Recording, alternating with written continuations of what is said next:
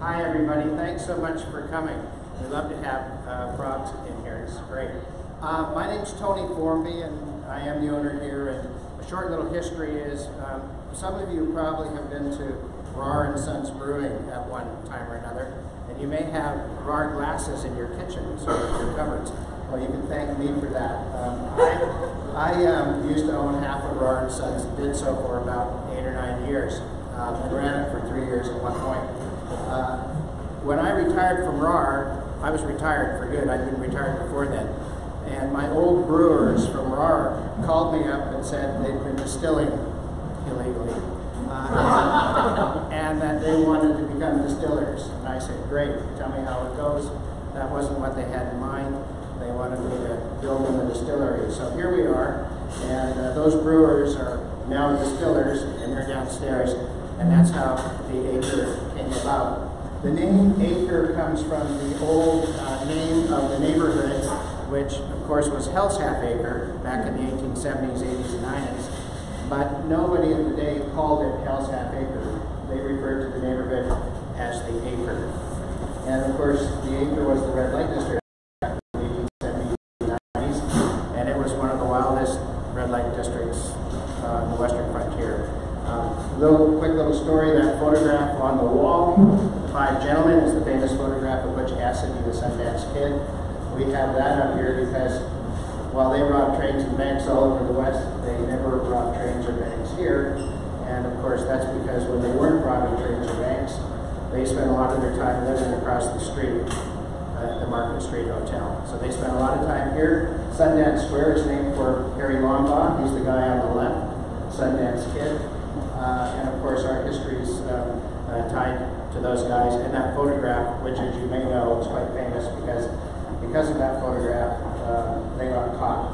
It put an end to a 10-year run of successful train robbery. So tell your kids to be careful what they put up on Instagram because you never know what's going to happen. So I'm going to hand it back, but just before I do, we're going to raffle off a few things, not right this minute, but I just want to tell you a little bit about one of the items, which is our Texas single malt whiskey. So this is a whiskey made from barley that's been growing up in Vega, Texas, near Amarillo. So all of our whiskeys that we make here employ grain or corn, rye, wheat, corn, white corn, red corn, that is growing now for us up in Vega, Lubbock, Amarillo area. So all of our whiskeys are complete Texas-based products. And the significance of the single malt is that it just got released today. The distributor picked up the first batch about 2 hours ago, and I think it's all going over over to Total Wines throughout the state. So whoever wins it, I hope you enjoy it. I certainly do in the evening. So again, thank you again for coming and listening to us.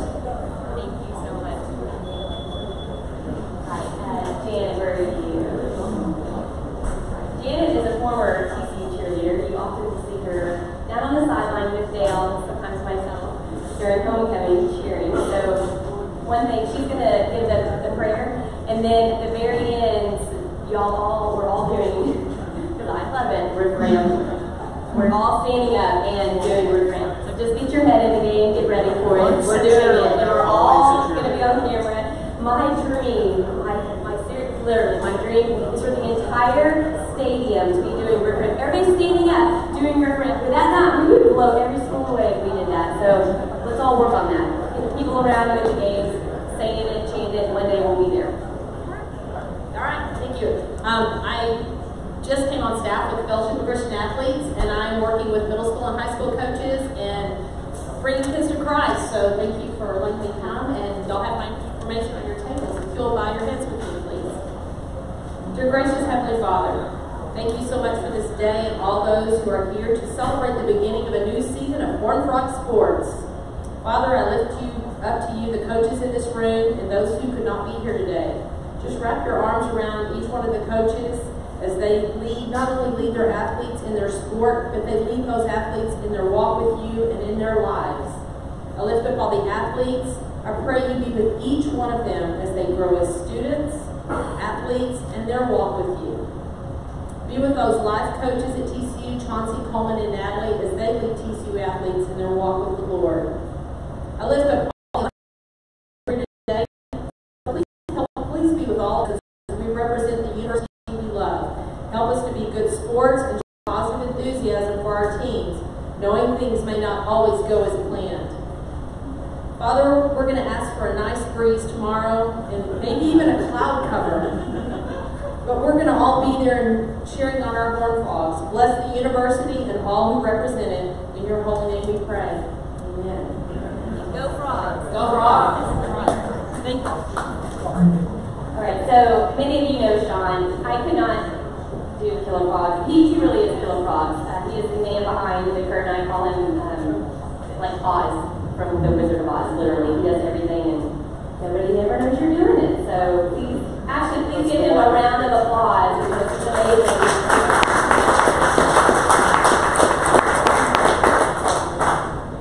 Ryan asked me to take this over because she hasn't had enough lemonade yet. By the way, real quick, I want to thank everybody here at Acre again. Thank you, Tony, Kim, the Hunt Bar. Thank you all very much. You guys have been fantastic.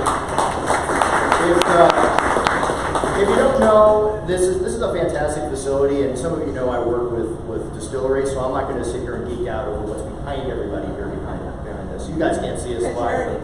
I already did. Yeah, sorry. So I want to thank everybody for coming here today. Where's Wes? Wes, if you haven't seen, Wes made it all the way from Georgetown. Why you wanted to move to Georgetown, I have no idea. That's my wife. She wanted to be closer to Baylor, is that it?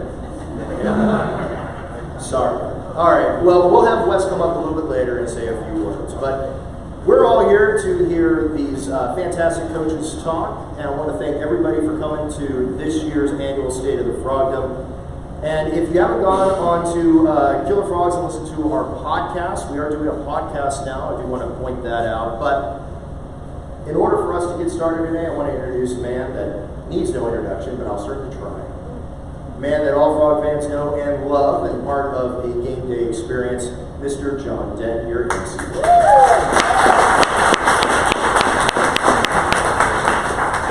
I was waiting for Schwarzenegger to get up. This is fun. Thanks, Acre Distilling, for having us. It's kind of appropriate. We're in a distillery because KillerFrogs.com turns 21 this year, so it's legal. And I just had an old-fashioned. That was great. I think everybody in the house needs an old-fashioned today in honor of KillerFrogs.com. Tony, can you handle that? We'll line them up. Put it on my tab. This is fun. Yeah, all right. We're in. Any of you coaches have practices this afternoon? No, we're done. All right. Take the rest of the day off. fun. Every year we come. I talked to Chris Del Conte this morning. I said, hey, we're going to KillerFrogs.com today. He said his regrets. He can't make it. He's got his hands full down there in Austin and trying to get the wheels on down there. He said, tell you all hello. But this is fun. This is kind of the kickoff. When we come here, we know it's about to happen. And it's a lot of fun. It's almost like in the old days when the umpire would come out and hand you the ball and tell you to tee it up and don't move until he tells you to move, and your heart starts racing. And I feel for the players right now. I know they're excited, but at the start of the season, the waiting is the hardest part. I mean, this is going to be the longest day between now and 11:05 tomorrow morning when they put the ball in the air and they get after it. And say a prayer for those guys, because there's a lot of butterflies, there's a lot of gut wrenching, there's a lot of, what if this guy does this to me? How am I going to react? And that's why they play the games. And I think tomorrow's going to be exciting and also going to be very interesting because both teams have a lot of moving pieces, and we'll get into details on TCU later on. But there's a lot of puzzle pieces to that game tomorrow, and it's going to be interesting to see who reacts how in game situations, especially our young quarterbacks. We want them to do well and get some rhythm going into what's really a short week. Think about it, we played 2 games in 7 days. That's quick, really 6.5 days. So anyway, we're going to get it going. We've got 1 mic, so I'm going to bring the coaches up one at a time. And we're going to hear first from Jim Schlossnagle, our head baseball coach.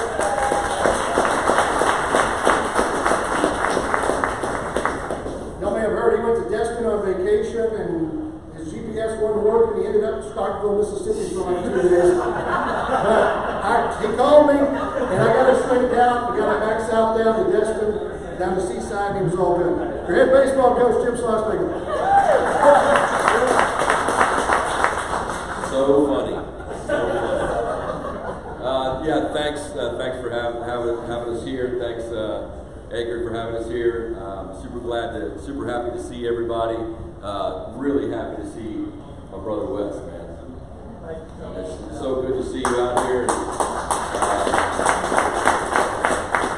You know how much you mean to me and my family. I love you, brother. It's awesome.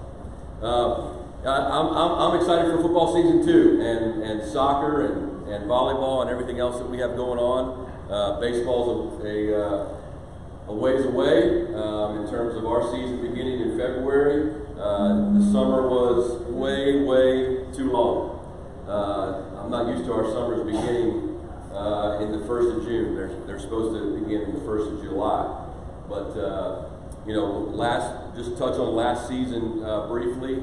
Last season for us, I think, was when you coach a sport that has limited scholarships, and the cost of your school is over $60,000. The three things can't happen. 1, your best players can't get hurt. 2, you guys who you need to have good seasons can't have bad seasons. And 3, you can't have a lot of misses in recruiting. And so we didn't have a lot of misses, but we just had enough. And those aren't excuses. There is no excuse for our program to not be playing the NCAA tournament. There's no excuse for that. And I take that, and I apologize to you guys for not extending our season longer than it should have been. If we catch one more pop-up in the championship game of the conference tournament, we're a conference champion, we're playing in an NCAA regional, and as you've all seen, once you're in any sport, once you're in the NCAA tournament, all bets are off. It's just now just about how you play. But it didn't turn out that way for us, and we did have those 3 things happen. I guess the saving grace I'll hang our hat on is the 2 teams that played for the national championship this past year, Arkansas and Oregon State, which I believe were by far the 2 best teams. 2 years ago, in 2016, they didn't make the NCAA tournament. So the line between winning and losing all across college athletics, but especially baseball, is super thin. And if you think about our College World Series teams, we went 4 years in a row. We had some 14-inning games, some 16-inning games, some 22-inning games. We had an 11-inning game against Siena that we almost lost in the first game of a regional. So it's that thin. And so keeping guys healthy, having guys play well, and making the right decisions in recruiting is super important. But we're excited about this bunch right now. We went in recruiting, we went super junior college heavy. And that's not in some areas, that's not the greatest thing. I don't like turning our players over. I would rather have a guy like Evan Scoug or Luke Baker be here for 3 years, sometimes 4, and because that's how you keep the culture of your program alive and moving. Those junior college players, if you look back on our best teams, they've really been kind of the glue of the deal. Cam Warner, Ryan Merrill, Nolan Brown, Dane Steinhagen, Jordan Kipper on the mound. So I think we brought in 7 or 8 junior college players that are really, really physical, but they have some adjusting to do too. So we'll see how that goes. Pitching wise, Jared Jancic is back. Hopefully he'll be 100% healthy in the spring, which I think he's headed that way. Lodolo, I'm not going to go through the roster now, it's football season, but we're excited for this team. It's just we have a lot of work to do, a lot, and we're going to do it. And my thing for our team and our program is we have something to prove, man. We have to get back on that horse and prove that we're an Omaha club, and I want our team to play with an edge. I've pretty much been pissed off since the season ended, to be honest with you. I'm serious. I haven't been the most pleasant guy to be around. I'm not trying to do my Coach Patterson imitation, but yeah, I'm just I feel like my job is to make sure you guys have an awesome spring and have an opportunity to see postseason baseball in Lufkin Stadium. And we have a commitment from the university to do well in baseball, and my job is to honor that. And so I'm fighting every day, every single day to do that for you all. So it's a pleasure to be at TCU. It's a pleasure to be in Fort Worth, and go Frogs.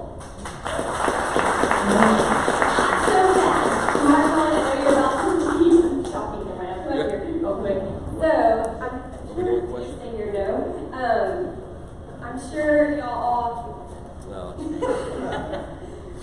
We wanted to go ahead and get y'all can exchange sizes. If you have one, just pay it forward. If you don't, you can wear it. But I would like Mark to give me just his experience. He is the good luck charm.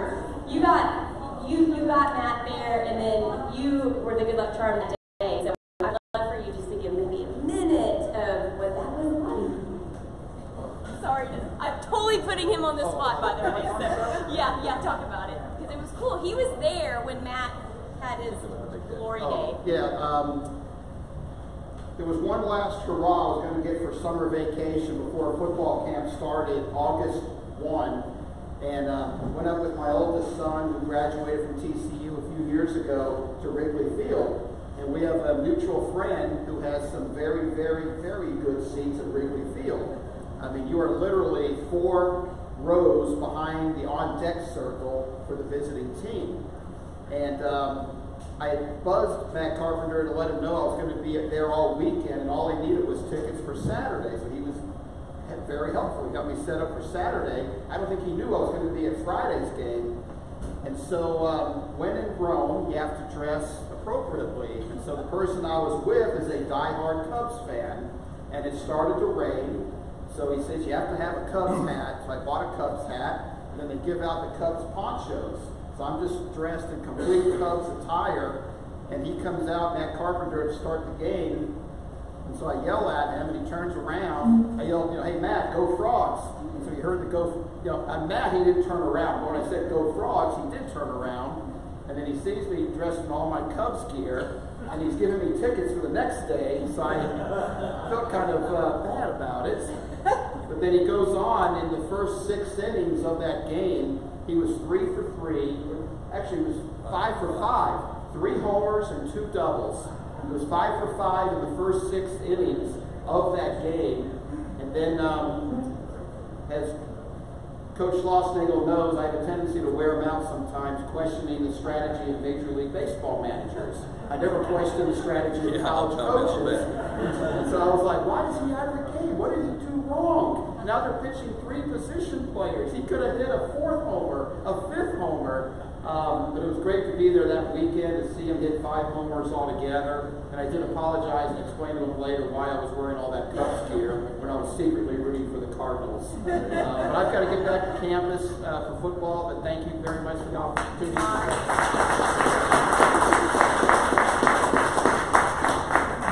Any baseball questions whatsoever? Yes, sir. We got a lot of turnover on the roster. Maybe pick 1 or 2 positions you might be most worried about, and maybe 1 or 2 you're most confident in next season. So the question was turnover on the roster.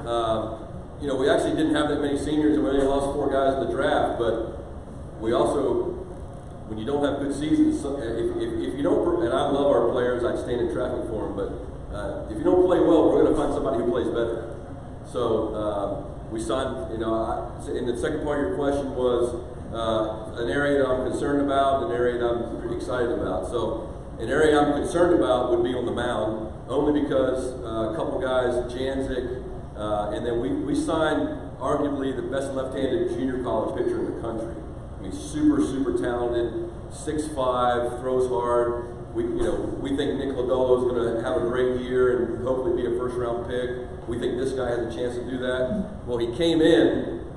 His name's Brandon Williamson. He turned down a bunch of money to come to college, and he came in and he started working out. He's like, man, my hips are really sore. I've kind of always pitched with, haven't really used my legs. Well, we get him evaluated. Long story short, this kid's had 2 hip surgeries since he's been here, since July. So I'm going to look at that as we're going to get a guy that's better. If he's been throwing 96 miles an hour, up to 96, with 2 bad hips, what kind of guy can he be healthy? But we got to get him healthy. So just starting pitching, having those guys stay healthy, and then an area that I'm excited about is we have some really physical, talented infielders. That make one of them going to have to move to the outfield. I think have a chance to swing the bat. I mean, we've only had 3 days of workout, so haven't seen him face live pitching yet. But certainly, you know, we were offensively challenged last year, and obviously we're trying to be great in all areas of the game, but that's an area that we need to be better. Is Hartley any of that salsa around the locker room?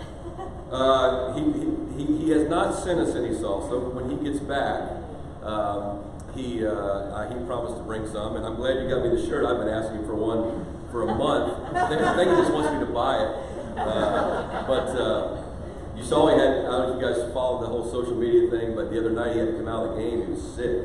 He was sick before the game started, and then he got sick during the game and pulled himself out of the game. And of course, social media just blew up because the hashtag has been, it's got to be the salsa, and then during the game it was like, it was the salsa.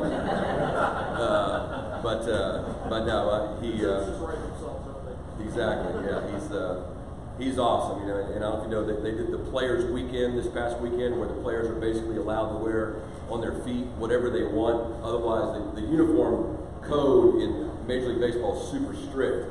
Well, if you saw, he wore TCU cleats, so the actual exact cleats that our players wear.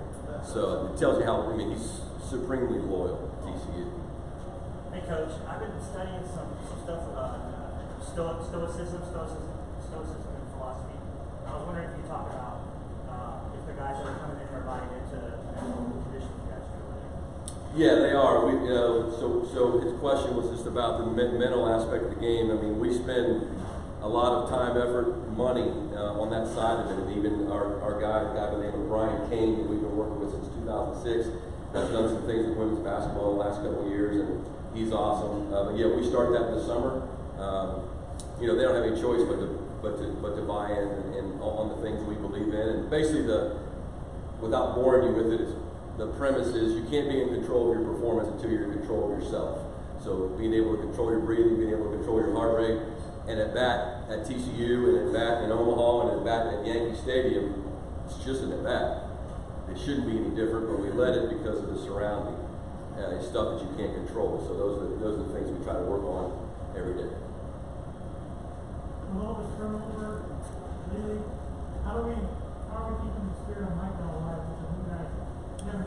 Yeah, it's an awesome question, and that's a big challenge for me. The question was, with the turnover year to year, how do you keep the spirit of, you know, the thoughts of Micah Ahern alive. Number one, you guys are, if anybody ever wants a tour of our facility, you're more than welcome to come by. If you walk in our locker room, one entire wall is a mural of Mike. And as long as I'm the coach, that'll never change.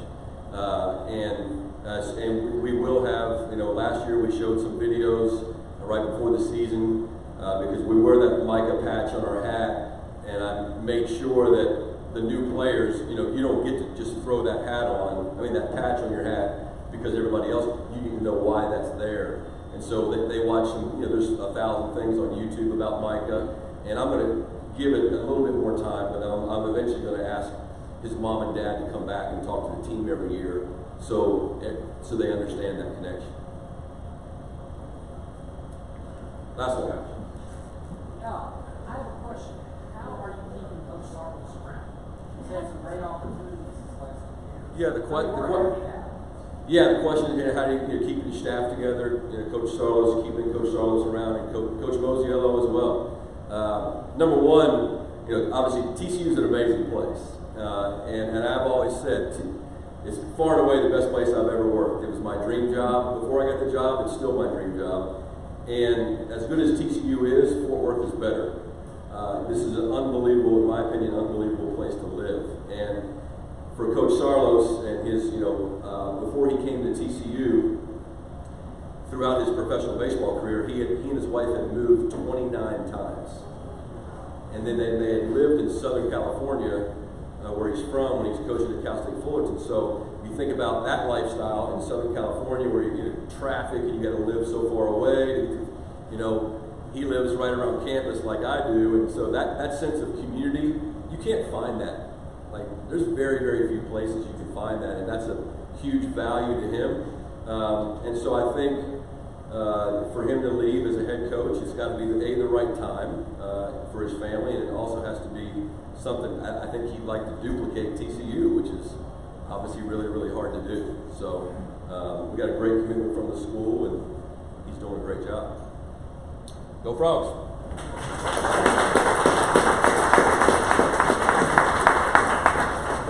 Thanks, Coach Slot. He mentions Fort Worth and TCU. The city and the university have really, in the last 10 years, really kind of melded together. That's something that we didn't always have, and it is. It's a special environment, and with a lot of history and a lot of personalities. I want to point out this table right over here. It's like the Sports Writing Hall of Fame. John Henry, from the Star-Telegram. Ricky Moore, his dad Dick, was a famous Hall of Fame sports writer as well. That table right there's got a lot of history. And those guys are involved. Gil's got the sportspage.com. I don't know if you guys are subscribers. I am, and I love it. And they do a great job, in depth. John had a story today on the offensive line. They're doing a great job. Give them your support, okay? Because they've got a lot of writing talent over there, a lot of Star-Telegram alums, and I enjoy what you're doing. So thank you, guys. Gil's one of those guys also. He suffered through the days when I was playing in the early 80s, when we won 15 games in 4 years, and 8 of those was in 1 year, 1984. So go divide 4 years into 7 wins. That's not a whole lot of success. And poor Gil was along for the ride, or the crashes, or whatever you want to call it back in the day. Thank God things are different. Somebody asked me one day why I came back to TCU to help fundraise, and I said, it's because I don't want it to ever go back to what it was when I was in school, because we were underfunded, under budgeted, and athletics was just another, department on campus. And thank God we've got an administration and a team. They realize the value, and our trustees understand the value and the impact of athletics on the entire university, not just on Saturdays, not just on game day, but throughout the year. The athletic department brings in students, and bring in students from good families. Families invest and reinvest. We've got a great group of donors, and a lot of good things are happening. And quick plug for the East Side. If you know anybody that's interested in club seats on the East Side, that project is well underway. During the season, you're going to start seeing vertical steel going up. You're going to be, by the end of the year, by the end of the football season, you'll be able to see the form of the building and how it's going to stand out. It's going to be fabulous, and that's going to generate revenue for all of our programs throughout the years to come. That's the big deal. We're not doing it for a lot of capacity. We're doing it to bring in revenue generation that'll help baseball, it'll help women's basketball, it'll help all of our sports because they deserve that and we need it. 18 of our 21 sports went to the postseason last year. That's pretty good, isn't it? Pretty good. And one of those went deep into the season. I'll tell you, I enjoy basketball season when it goes into and almost to April. And our women's basketball program did that this year. Took us on a ride in the women's NIT. And I think the entire staff's here today. But I'm going to introduce Reagan Peatley, your women's basketball coach. Give her a round of applause. So a little segue. I think Carp's doing a great job because of his off-season conditioning program, which includes our male scout players with our team. We had practices where we had both Carp and Finnegan in our practices, and I would tell them, they were huge in our preparation for Texas right before we played and beat them here. I said, you're Ariel Atkins, who ended up being one of the top 10 WNBA draft picks this year and one of the made the all-rookie team. And he got done with practice. He's like, I've never been called a woman so many times in the course of a practice. But we had to beg our team every time they showed up for practice, don't hurt them. There's a lot of money on that scout team right now. And then the next day we're in a timeout with Texas, and I said, look, we're not playing Carp and Finnegan anymore. We're playing Texas. But they've been awesome to us, and we love seeing them be successful. We have so much respect not only for Schloss's program, but really what it means to be a Horned Frog, to be TCU. It's truly, truly a special place, as you guys all know. I'm preaching to the choir here. With our team, I first want to introduce some of my staff here. We brought them all, so if you guys can just see, I won't bring them all up here. Okay. There's a lot of them. So real quick over here, we have Lacey and Taz. They both were with me at Fresno State. Taz played for me at Fresno State, and Lacey was a manager, and now she's a GA for us. They both are graduate assistants, and Lacey will graduate this spring. Congrats on that ahead of time. And then Taz is just starting the MBA program at TCU. So awesome. Angela was with me at Fresno State as well, and then has gone into her 5th year here at TCU. Our director of ops, everything. You guys understand the importance of an ops, and she's the real MVP of our staff. And then Hannah Howard, we're going into a decade together now, coaching with one another. Runs our defense, very instrumental in coaching our 3s and our 4s, our forwards. Some of our most versatile players that we run a lot of our stuff through. And love to have her. I hope you guys get a chance, and you probably have, when you see those 2 cute little kids running around all over the arena in our games and running onto the floor as soon as the final buzzer goes off. Those are her 2 little rugrats. Jody Christian, we all know Jody Christian. Jody's been around TCU, I'm not going to say for a long time, because that makes you sound old, but she owns the keys to the castle in our office for sure. Brittany Brown, going into her 3rd year with our program, and she is a boomer sooner, but she's gotten better in life. She's improved in life.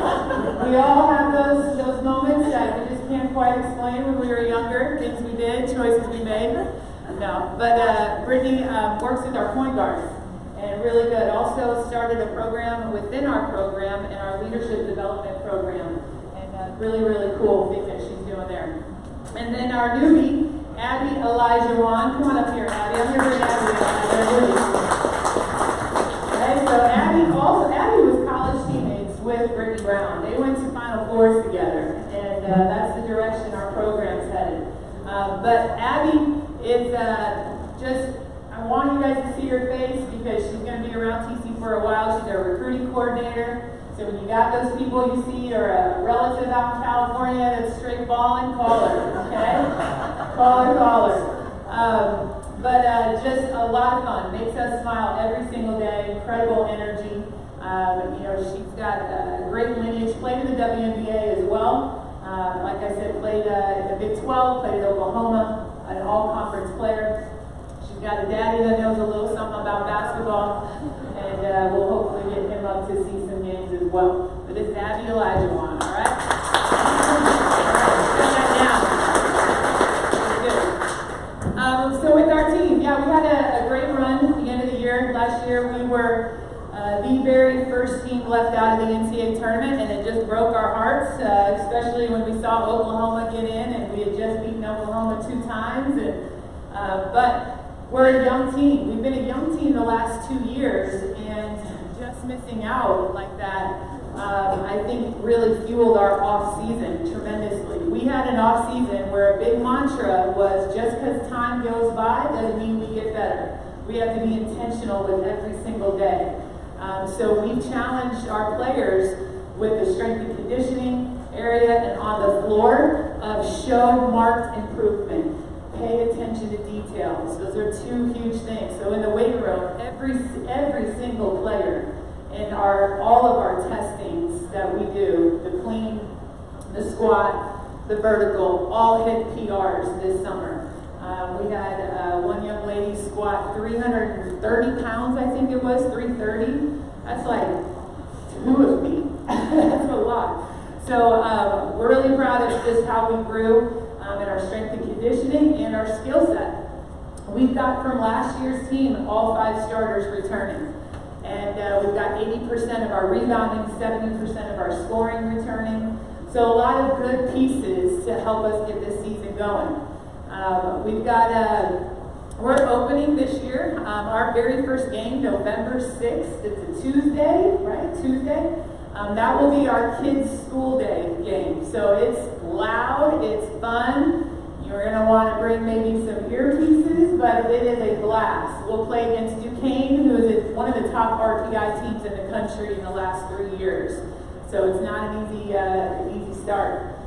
We also, Big 12 SEC Challenge, we drew Ole Miss at Ole Miss. So we'll take our team on the road into SEC country. And then we just solidified this yesterday, and we're really excited about this. And I know you'll get a chance to at one point hear from Coach Dixon. But so his sister, a lot of you know the story, and it was told quite a bit when they made their NIT run a year ago. His sister, Maggie Dixon, was head coach at Army.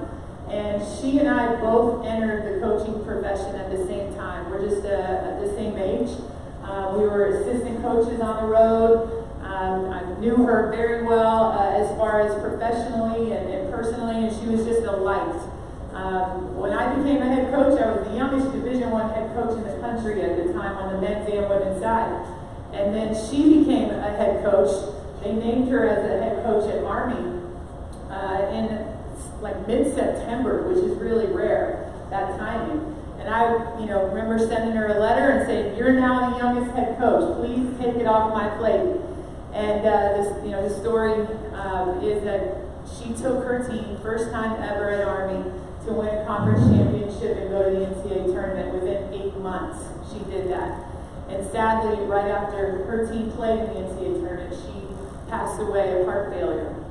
And Coach Dixon and his family started an organization, the Maggie Dixon Fund, and they started a tournament, a classic. It was originally played in Madison Square Garden. Some of the most marquee teams in the country would play in that. And we are going to be hosting the Maggie Dixon Classic this year. Army is coming to play us here, and we're excited about that. So that will be December 2nd. That will be a really special game for TCU, for Army, for Coach Dixon. And as we move forward, we met with our med school deans yesterday. We're going to have a heart health fair that surrounds that event, and in future years, start to create that tournament atmosphere with it again, and let Fort Worth and TCU be the host of that. She fell in love with basketball watching her brother play for the Horned Frogs, so this is a good place for it to come back and live. But yeah, with our team, we've got 3 seniors, 2 of which have a good shot at the WNBA, and I loved hearing an interview that one of them just had the other day of what do you think you have to do to get to the WNBA level in 8 months to see your name on the draft board. And she says, I know if I don't think too much about that and I focus on being my best for TCU, everything will take care of itself the way it needs to, which is absolutely the right answer. Jordan Moore and Amy Okonkwo are those two players. I think they're two of the better posts in our league. They were all conference players last year. Amy Okonkwo, 6th player of the year in the Big 12. But we also have Kiana Ray back, Jade Woods back, and then I've added some nice depth in the post to help us a lot, which will help our rotation and help Jordan and Amy tremendously. But we're excited for the year. Just like Schloss said, even though he feels like he's got more time than we do before our season starts, but we've got a lot of work to do. We've got a lot to get better at. You know, we want to keep getting better and better defensively and growing, protecting that pace and rebounding. But our offense last year, we want to continue that. Was in the top 5 in the country in offensive efficiency, and we want to see that definitely continue. The run last year, I just want to end with this. You know, we went to the WNIT and we got to host a couple of games here, and that was exciting and fun, and we were disappointed that we had to go on the road and play. We wanted to keep hosting all the way to that championship run. We went to play at New Mexico. New Mexico is known as having one of the best women's basketball crowds in the country. We played in front of 6,000 people, and our team just handled it like pros. We won there. And then how the WNIT works is as soon as that game's over, somebody's there essentially handing you an envelope that tells you where you go next. You could go back home and play, or you could hit the road again. So we hit the road again, and we went, what was that town called? Vermillion, South Dakota. Congrats on winning. You're going to Vermillion, South Dakota. So we went up to play University of South Dakota, where they sold that arena out. They had about 9,000 people there that we played in front of. Incredible atmosphere. They had just beaten Michigan State to make it to that point, and we won there. So the game gets over. We're like, come on, TCU, we got to go home. They're going to send us home, right? Nope, you're going to Indiana. So we go to Indiana, and our kids just continue on. We weren't in class for 2 weeks. And we got to know each other really well in towns like Albuquerque and Vermillion, South Dakota, and we did about everything we could to entertain ourselves.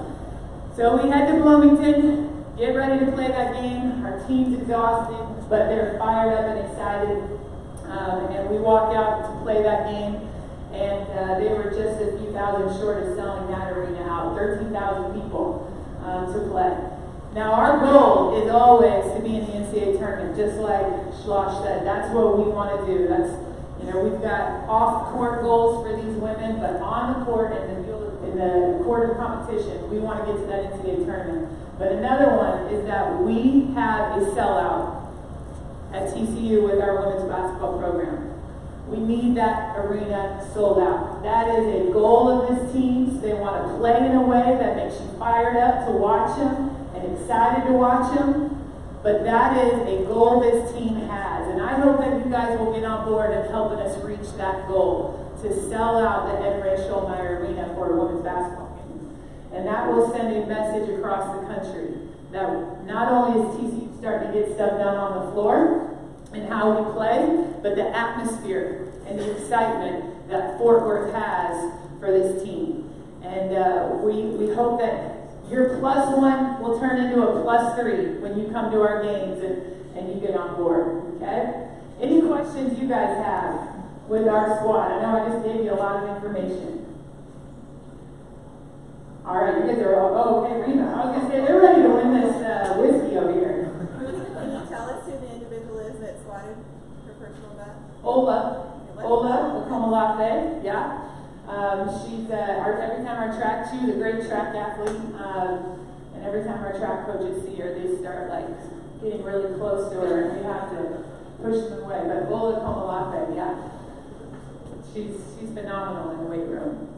We have another freshman, another great track athlete who will probably be a 2-sport athlete here at TCU. Our track team really helped us recruit her. She's from California. She's 6'2", almost 6'3". She has a wingspan of about 6'6", 6'7", legs that go longer than mine forever. And as that length, that height, that build, she was top 5 in the state in the 100 and 200 in California, which is one of the tougher states.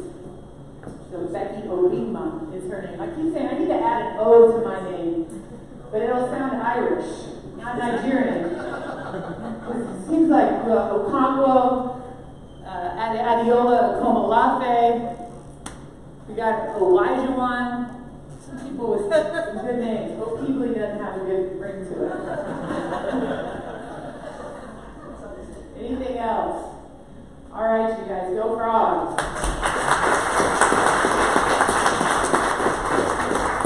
Thank you, Reagan. Year before last, Reagan called me on a Wednesday afternoon and says, "Hey, John, we need your help. You're going to do a TV game with me for the Wings on Friday night." I knew nothing about the Wings. They're playing the LA Sparks, speaking of names. And I was like, okay, we'll do it. And we got on the air and we got going and we're doing starting lineups, and they've got this gal for LA, Agumake.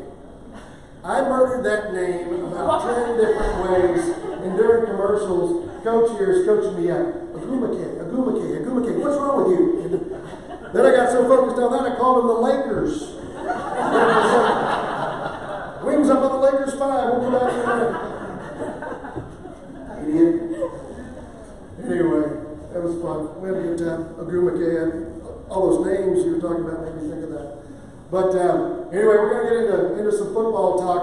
I'm really excited about the season and what's coming up. Somebody asked me the other day, I was doing a radio show in Oklahoma City, and they said, what team would you equate this team to talent-wise? Not what they're going to do. Talent's proven out on the field. I told them, we'll get Landry's take here in a minute, I think this team is as talented as the 2014 team that should have been playing for the national championship. I mean, they have a lot of talent, and some of the new coaches that have come on since 2014 have helped with that. I mean, when you think about quarterbacks, this time next year, you'll have 4 top 20 national quarterback prospects on the same roster. And I guarantee you, none of those guys are going to want to play defensive end, even though Gary's going to try to turn one of them into it. I mean, when Max Green gets here from Iowa, then you've got him to go along with Rogers and Collins and Sean Robinson. That is pretty impressive. And this is my 30th year on the radio crew, about 38 years around TCU. I don't think we've ever had that type of quarterback talent on the campus, maybe in a 40-year span. But I mean, that's amazing. And I think the key for those guys, and especially Sean Robinson, since he's gotten the nod, is learn from the games he was in last year. Learn to get down. In high school at 225, he could run over a lot of people. At Texas Tech last year, they about had to carry him onto the bus and onto the plane when we were done. I mean, he was so beat up. If we had to have him play not only the next week but the following week, he couldn't have gone because he was taking on tacklers head on. He's got to learn to get down. The other thing that he's got to learn to do is trust his offensive line. That's an area that has been a lot of talk about. There's been a lot of concerns. I'll tell you what, I've talked to most of those offensive linemen this week. They are an edgy bunch. They are tired of being told that they're the worst unit on the TCU team. And I think Kelton Hollins and McKinney and some of those guys are ready to get out there and show what they can do. Because it's not like those guys haven't played before. They played a lot last year. They just weren't starters. So I think the key there, and one of the things that helps them is whether it's Collins or Sean Robinson that's in the game, they're both very mobile. Okay? You can run a lot of rollouts. You can run a lot of run-pass option stuff. You can do a lot of things in the early season to make that offensive line look good. Best way to make an offensive line look good, have a mobile quarterback, and do a lot of slide protection. Because you're going to help one another. You can see the rush. You're kind of setting the wall, and you're letting that quarterback work behind it. But talent-wise, I mean, all he's got to do is find the right guy with the football. Because running backs, receivers, I think you're going to see the tight end get a little more action as far as catching the ball this year. They've got some plays in where they're going to sneak the H-back, as they call them, out of the backfield on some things. I mean, it's going to be fun to watch. And I'm looking forward to seeing all these guys healthy, and hopefully they stay healthy. The biggest thing that scares me is not the schedule, but related to the schedule is getting through the month of September. That's what this team has got to do with some success and also with a lack of injuries. Because you look at those first 5 games, you know, by the end of September when we get to the Iowa State Hall of Fame weekend, we're going to know where we are. And then you're turning around and you're turning right into the teeth of the Big 12 schedule. And that's really tough. Most important part of the team always is the kicking game. I'm partial to that. Cole Butts is good. He's going to be really good. Jonathan Song would be starting at anywhere else in the Big 12 if you went to TCU. I think you're going to see those two a lot. Adam Nunez is as good a punter as we've ever had here. He's fantastic. And I think they're going to be good. Turpin, saw him at practice the other day. Told me he's got a new watch to go underneath his wristband. So hopefully we'll be calling Turpin time a lot. That's so corny, but it's taken on. I'm going to get Landry up here. We're going to tell you a quick story. Landry Burdin's been our sideline analyst now for, what, going on 6 years? This is year 7. Since we got into the Big 12. So, and Landry and I have a lot of fun. We work with a great guy. Brian Estridge is an extreme talent. He's a great talent as a play-by-play announcer. The one rule that we have on the crew, though, is you better have thick skin, because there are always 2 broadcasts going on. There's the one that you hear on the radio, and then there's a constant back channel chatter that you can't hear, and if you could hear, we'd all be fired. Well, we should sell it. We should sell it. It would be, you guys would all want to listen to it. It's really funny. And during the broadcast, everybody gets up at halftime and heads for the bar or whatnot. Wait for the walk-off with Coach P, okay? Because we are in Landry's ear. Landry has to go up and stick a microphone in Coach P's face and put his arm around him and say, Coach, what do you think about the first half? Your thoughts? And usually it's a raspy voiced, angry response about, we can't do this or can't do that. But the Hall of Fame one, we've got a lot that we've kept in the archive, but the Hall of Fame one, I'm going to let Landry tell this story before he gets into the defense, was last year at Oklahoma. Pitch battle in Norman. First half comes to an end, and Landry, we say, our producer goes, Landry, you're up. So I got to give you a little bit of the back channel because that kind of plays into this. Every time this happens and the Frogs are not playing well in the first half, in my ear, I've got the cackling hyenas up in the booth, giggling, waiting for the impending doom that's about to happen. And they're always offering question suggestions, you know, and things that would just go over really well with GP. And I played for GP. We have a really good relationship, and I think that's one of the reasons they wanted me to do this, because they're like, he doesn't need as thick a flak jacket as maybe somebody else would, so we'll send him into the Wolves and he'll be able to come out more regularly than the other guys. So at Oklahoma, it was pretty bad. I don't remember all the details of the game, but it was not good. We hadn't played really well, and there they go. They start chirping, and I'm walking off, and Gary gives me this look as I'm walking over there, and it's one of these, I'm like, man, I don't even want to do this right now. I know what's about to happen. This is just going to be historically bad.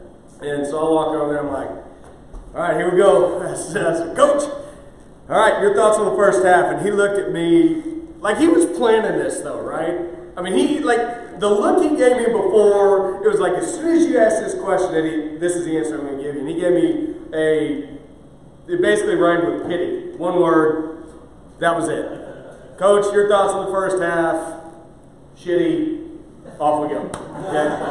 So, a couple things. We're on live radio. We don't have a dump button. We'll get into that in a minute. That's a whole nother story we'll get into in a minute. That's my fault a lot of times.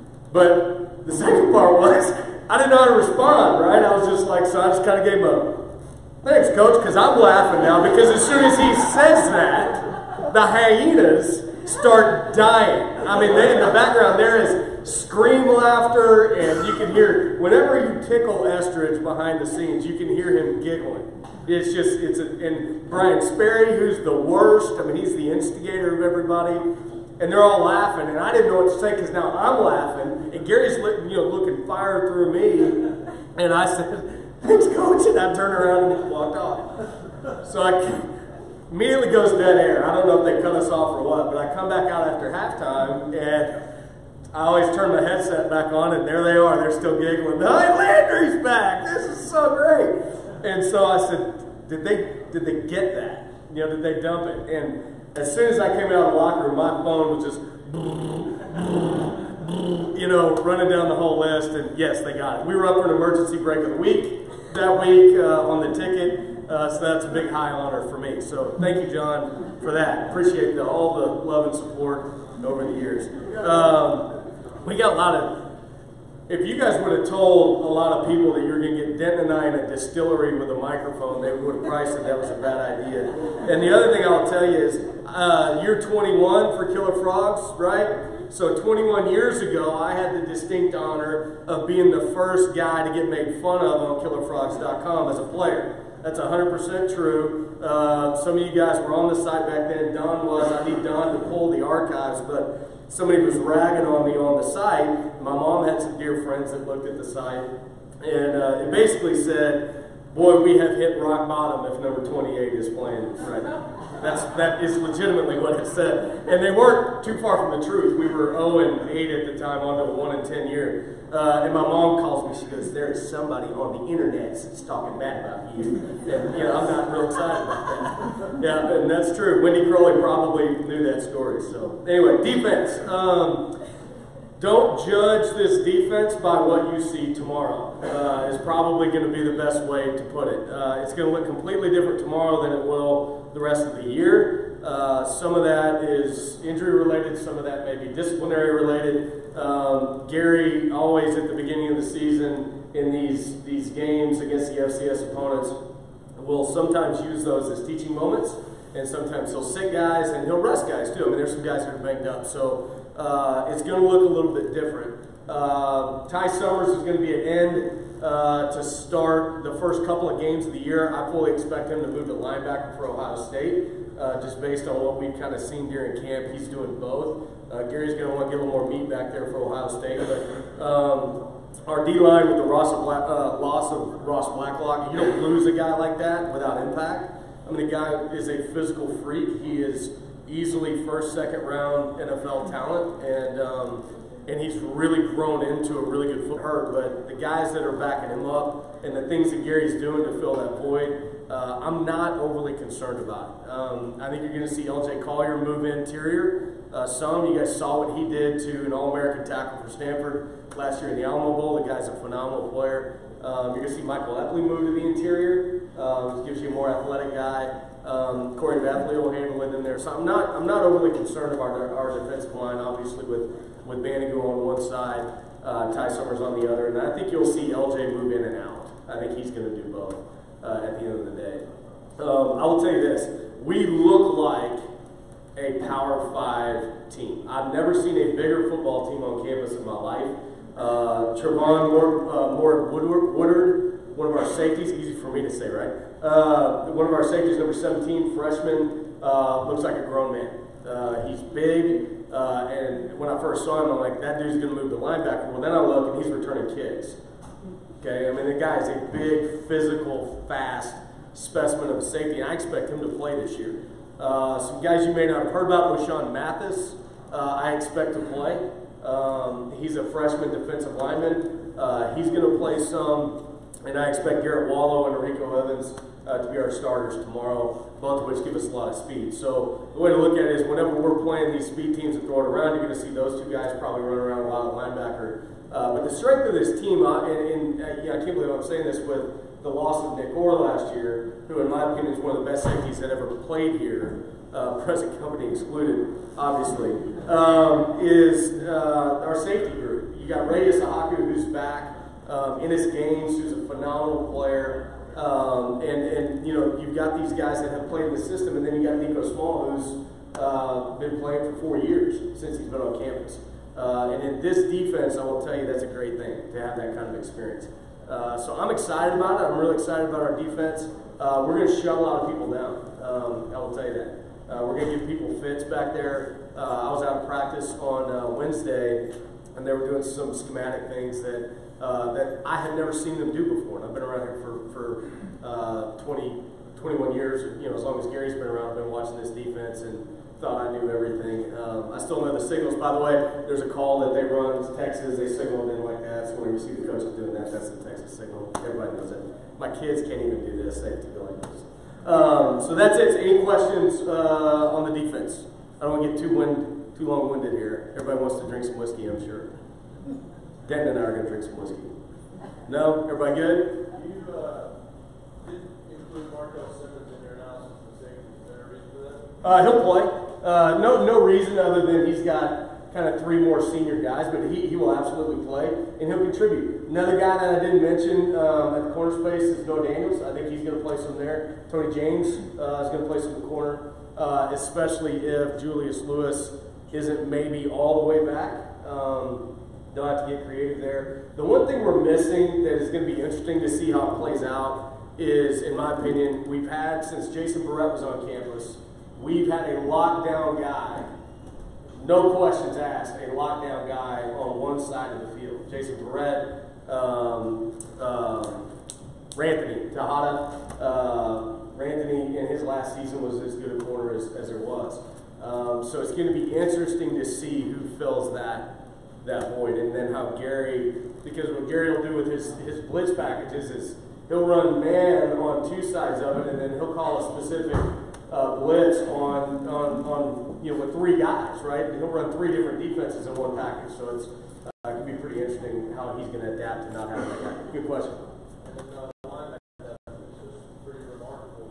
How do we get enough snaps for everybody? Yeah, you said the same thing about the receivers on offense, right? The question was, how do we get enough snaps for all the linebackers we have? It's a good problem to have. I think you're going to see more rotation there like you do on the D-line. You're going to see Juwan Johnson play a lot. That guy's a bell ringer, I'll just tell you. I mean, he shows up with a purpose. He's got a little malice in his heart, I think. I mean, I really like that guy. He'll show up and pop you. So I'm excited to see him too. And a lot of it's going to depend on personnel. You know, if they're playing these speed teams, you're going to see a little bit of the smaller guys in there that can run around a little bit. And not that Garrett Wallow can't handle Ohio State offensive line, but you can put Ty Summers in there, you know, probably feel a lot better about that. You know. Anybody else? Yes, sir. Brandon Baldwin. He's going to see the field, and he's going to see some. He's going to be like an LJ Collier type. Brandon Bowen. The question was about Brandon Bowen. Transfer from Baylor, came to his senses, left Baylor, came here. He's obviously a very smart young man. You're going to see him play D-end, and I think he's going to play both inside and outside this year. And he looks really good in practice. Anybody else? Cool. Thank you. Story time? No, I'm just kidding. Appreciate it. You guys for coming out. And I would like to echo Jim's comments on Wes. We love you, buddy. We miss you. Tuesdays aren't the same without you. Keep showing up, man. Thanks, Larry. All right, we're going to start wrapping it up. Coach Beagley, we've got something for you if you'll come forward. Oh, the whole staff. Come on up and get a quick photo, and then they're going to run the practice. They got to go do what we hired them to do, right? They got team buddy.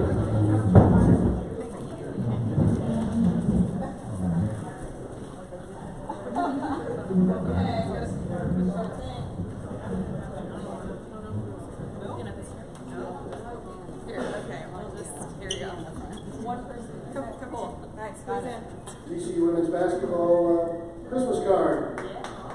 Yeah, there you go. Bob it. All right, perfect. All right, round of applause for our coaches here today. Thank you so much.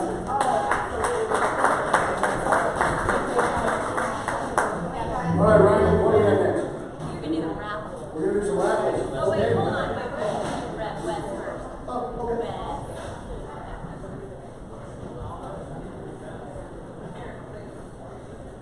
All right, I'm going to put Wes here on the spot. Wes, come up here.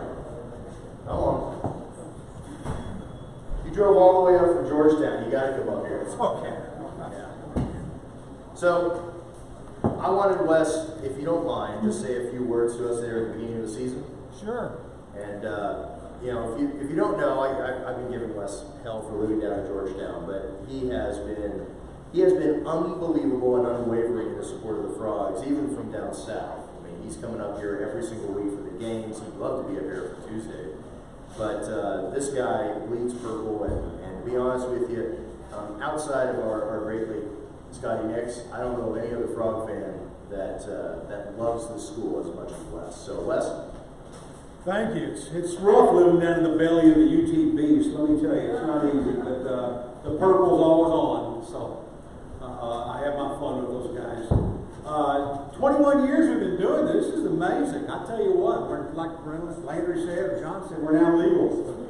So I'm going to have a whiskey here in a minute because I'm legal too. But I just want to thank you, all of you guys. I think you know what my situation's been this past year, and I can't tell you how much I appreciate the support, the love, the prayers, everything that you send my way. On March 20th, when I found this thing out, and basically I had a tumor about the size of this in my head, and I called Jim Schlossnagle. I said, "You're the most positive man I know, so please send me some positive vibes." And he delivered. He did a great job, and then everybody else came in, and it's been fantastic. He helped me get through this. I'm not out of the woods yet, but I'm a lot further down the road because of a lot of you. And I'm taking on the philosophy of Dutch Meyer. Fight them till hell freezes over and fight them on the ice. So I got my ice skates on. I'm ready for the battle. But anyway, thank all of you so much. You've been so much You've been my friends, you've been my family, you've been my support group, and you've been much more than you can ever imagine to me. So thank you so much. Thank you, Wes. They gave me a different bottle for that, so I'm just going to take this one home with me. The doctor said that's the best medicine. It is the best medicine, Wes, absolutely. And in fact, Ryan has graciously said if anybody in here would like a shot of whiskey for the conclusion of the luncheon, we're going to have a little toast. If this is for real, I'm not joking. If you want a shot of whiskey, I just see a show of hands so the server knows how many. Very enthusiastic right here. So 2, 4, 6, 8, 10, 11. 19, so we need, let's do... Round up. Make it even 21 shots for 21 years. How about that? So we know who's not going back to work later. I can drink on the clock, right? Yeah. We've got that on video, so I'm okay. All right, good. How about we give away some stuff? Sound good? All right. Come on, you guys should be more enthusiastic about free stuff than that.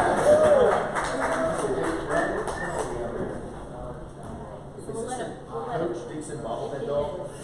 This is a Coach Dixon bobblehead doll. I gotta look at this. Hold on. Alright, so what we're going to do, we're going to raffle. We'll let you come up and pick what you want until the very end when we give this away. And then that'll be a surprise.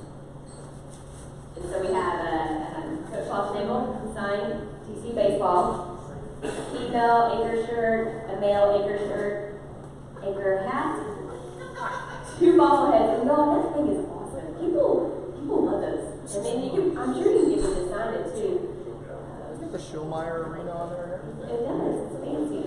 And then a soccer, what is this called? We never use them in Texas. Scarf. Thank you. It's really hard to compute right now when it's 110 degrees outside. And I think that's it. So, oh, and a women's basketball shirt. And if you win the scarf, you have to wear it tomorrow at the game.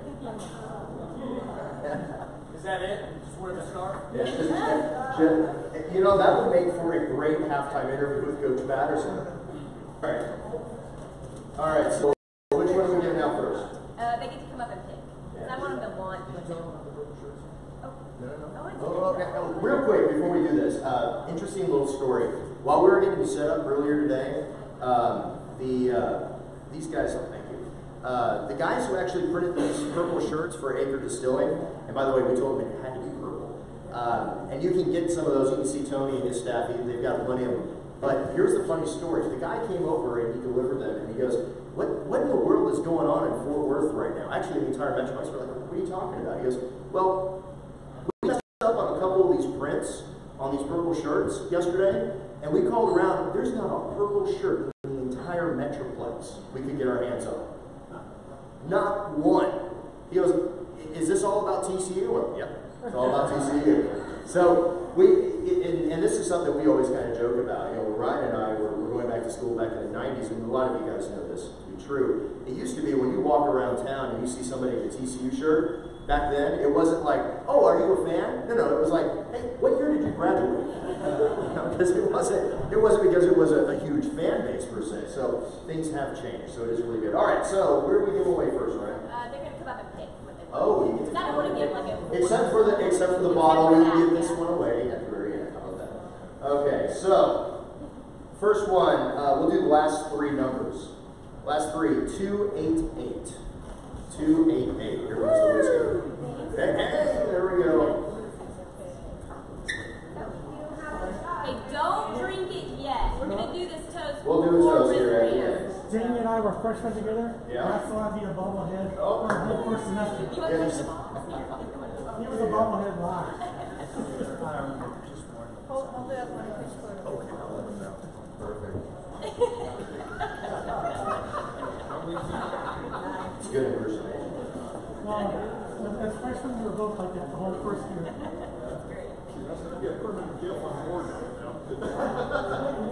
All right.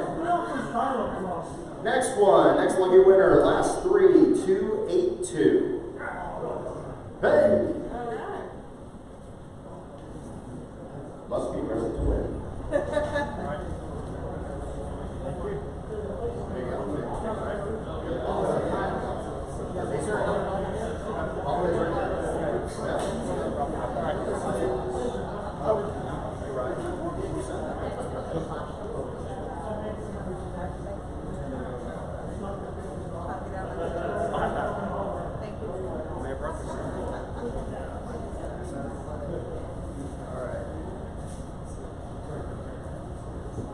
Next one, 284.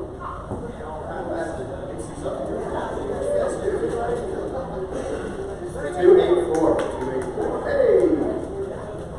Someone on the right side of the room.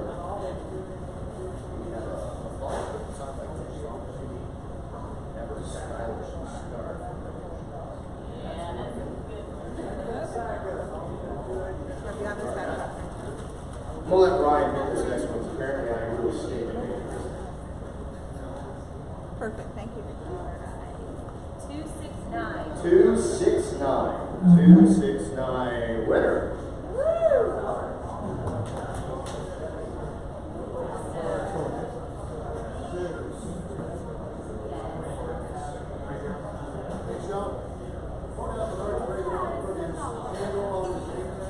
Is what?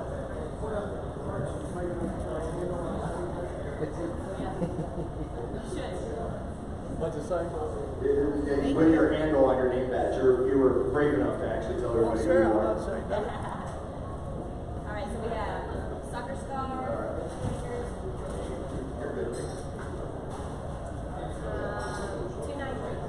293. 293. 293. 293. Hey! She's the luckiest person. You are the You always luckiest person win. ever. Oh my God. Yes! Oh my God! Let's take one. I'm taking you to Vegas. You won a car? You won a car in a raffle. Was it a nice car or was it a matchbox car? So, these are the anchor shirts. You probably get a different size. You get different sizes, yeah.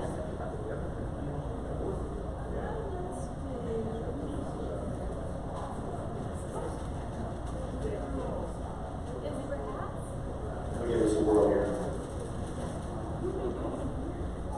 Oh. All right. 292. 292. Thank you. You're lucky too. Okay, two more into the bottle of whiskey. I was 293.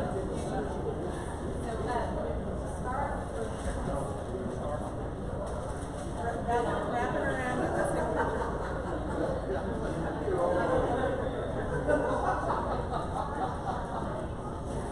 You're going to pick the next one. I don't know what was going on with that. Scarf in August. 294. Yeah. 294. 294. They could trade those for their own size. Oh. You get the 8. Okay, so you can go up there and get whatever size you want. This is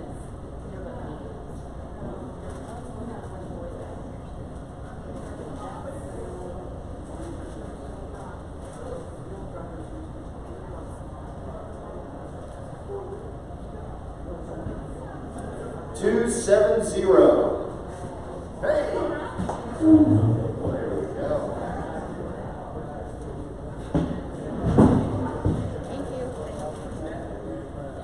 Thank you. So we have a Killer Frog shirt or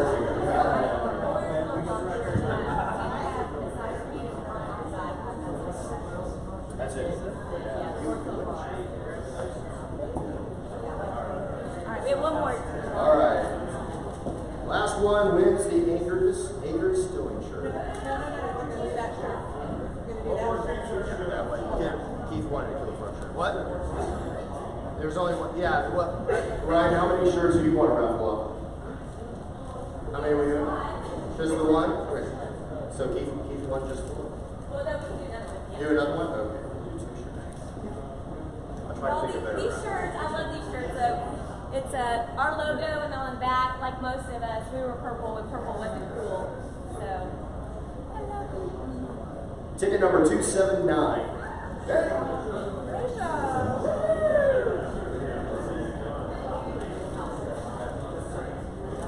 And the last one for the other shirt is 285. 285. That is one lucky table. I know it. It's usually how these things work out. And if you'd rather come across, I can give you that. Okay. And now, the bottle of whiskey.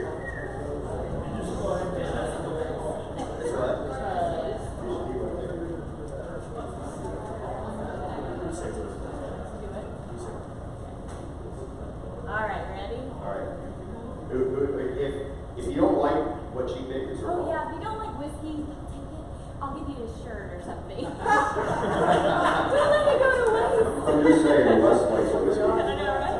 Okay, 286.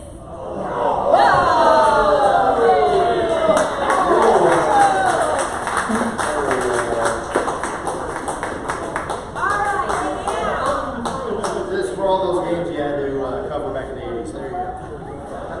You guys can be together if you want. Ready? 1, 2, 3. Okay, so now we're going to do the longest riff ram line. We're going to go this way and that way. I need Dale, are you still here? Janet, help, and then Keith. And we're going to put it on video. We're going to show everybody how it's done. So y'all start down here. Just turn around and get the train. And when we're finished, we'll do a toast and we'll finish out the day.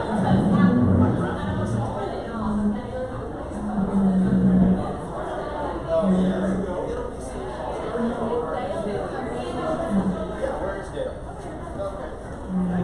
Dale, come on up and lead this. Alright, everybody else, listen on the line. Put one hand on one shoulder over here. Everybody remember how this goes? Come on, everybody. Okay, line up, single line. Let's go. Hey, good three folks in here. You're ready. So the way you are, you're going to start with your left hand. You're going to do it 3 times. The first time it's very slow because this is called a locomotive yell. Came out about 80 years ago. It is the oldest cheer in the old Southwest. Alright, so everybody put your right arm on Like this. Now, after you do it the first time, you turn around this way. Then you turn back around to the third time. You get faster each time. Okay, over here. Okay, over here. Let's get with it. Y'all must have graduated real long ago. Long time ago. Alright, on the count of 3. 1, 2, 3. Riff, round, bob, zoo, lickety, lickety, zoo, zoo, boo, wah, wah, zoo. Give 'em hell, TCU. Riff, round, bob, zoo, lickety, lickety, zoo, zoo.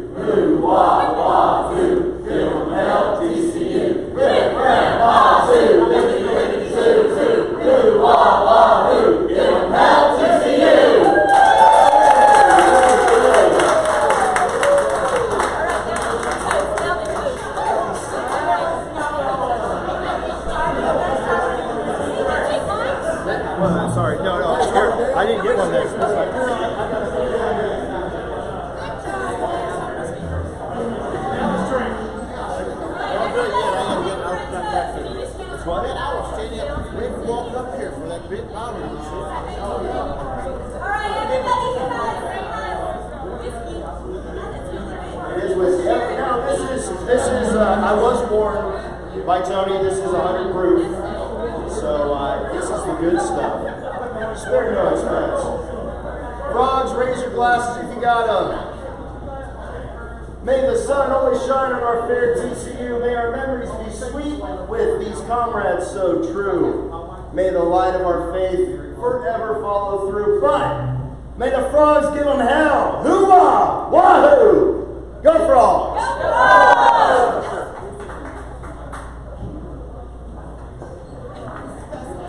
Thank you all for coming today.